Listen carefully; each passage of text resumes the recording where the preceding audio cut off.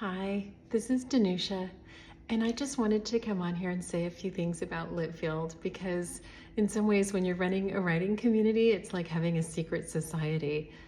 Nobody really knows what's going on in there unless they're already in there. So I wanted to come here and say a few things about what Litfield means to me personally and why I started it, and also a few things about what is going on in there.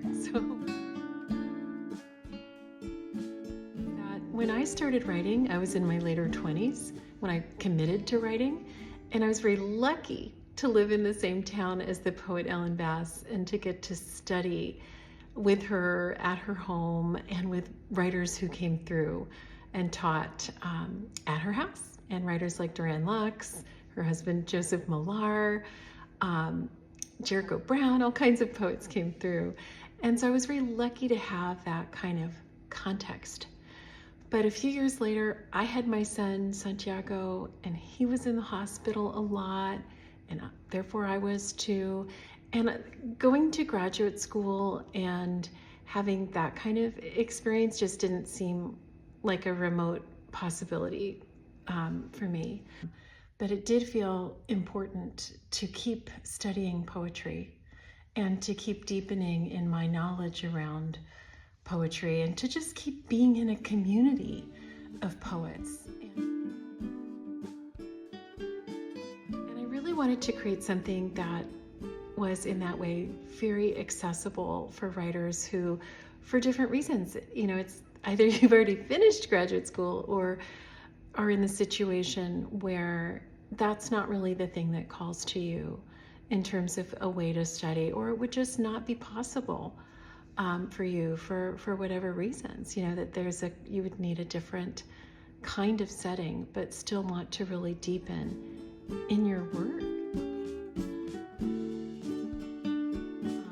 But I can't stress enough how cool it is to have poets like Duran Lux come, or Naomi Shihab Nye, or Ellen Bass, and so many other fabulous poets, and to get to ask them things that you are wondering about their process, and to get to hear them talk about writing and do a private reading for us. It's pretty amazing. I love it. I love getting to be in those spaces, and I continue to learn from other poets. That is so much how poetry is. You don't finish learning or deepening in what you know, and also sort of unlearning things that you thought were the only way to go about writing. So that's some of what I want to say, that for me it meant a great deal to have access to a way to study outside of the usual parameters. And I hope that I can offer that for you as well. And I hope that just wishing you a happy new year and renewed energy around your creative life. It's something that we all need to protect and preserve at any stage of our writing. It's something that we need to protect and preserve. And so I hope that you're finding ways to do that, and maybe Litfield will be part of those supports as well. So happy New Year, and thanks for listening.